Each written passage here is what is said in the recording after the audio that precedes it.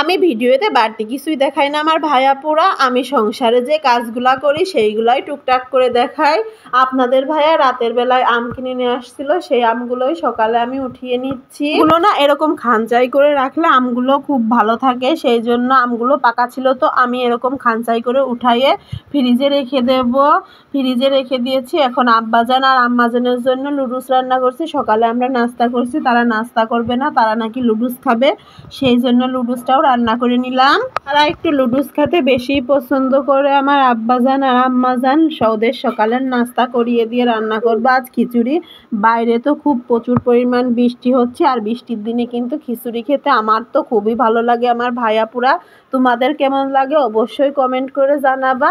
প্রথমে আমি চাউল আর ডাউল নিয়েছি, চাউল আর ডাউলটা ধুয়েও নিয়েছি। আর এখন আমি মেলাগুলা পেঁয়াজ কেটেছি, রসুন কেটেছি, কাঁচামরিচও কেটেছি খিচুড়ি রান্না করার জন্য। দিনে প্রায় সব বাড়িতেই খিচুড়ি রান্না করা হয় বলো আমার ভাইপুরা। আমরা সবাই কিন্তু অনেকবারই খিচুড়ি খাইছি এই বৃষ্টির দিনে। নিয়েছি হলুদ আর লবণ দিয়ে হাত দিয়ে ভালোভাবে খিচুড়িটা মাখিয়ে দেব। ভুনা খিচুড়ি এভাবেই খিচুড়ি রান্না করলে আমার কাছে বেশি মজা লাগে, সেই জন্য আমি হাত দিয়ে ভালোভাবে পেঁয়াজ মরিচটা মেখে নিচ্ছি আর দিয়ে নিচ্ছি একটু সয়াবিনের তেলটা দিয়ে ভালোভাবে মেখে নেব। আর সরিষার তেলটা আমি কিন্তু শেষের দিকে দিব।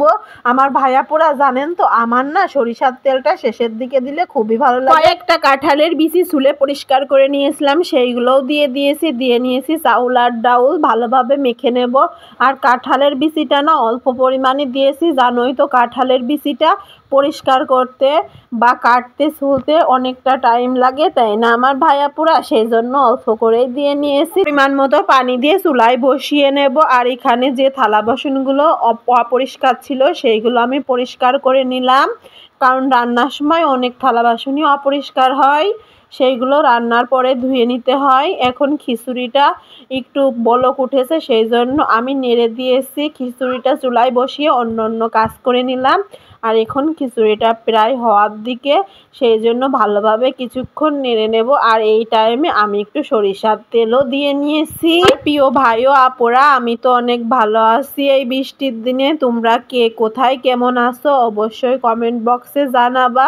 আর এই বৃষ্টির দিনে না ঘরে ঘরে ঠান্ডা জ্বর কাশি সবার লেগেই আছে। আর এখানে আমি খিচুড়িটা রান্না শেষ করে আমি এখন 2-3টা ডিম ভেজে নেব। খিচুড়ির সাথে একটু ডিম ভাজি বেশিই মজা লাগে। আজ কিন্তু বেশি কিছু রান্না করিনি আমার ভাইয়াপুরা, খিচুড়ি আর ডিম ভাজিই খাবো দুপুরে, সেই জন্য আমি মরিচ পেঁয়াজটা ভালোভাবে হাত দিয়ে একটু চেপে মাখিয়ে আমি দিয়ে নিয়েছি 2টা ডিম।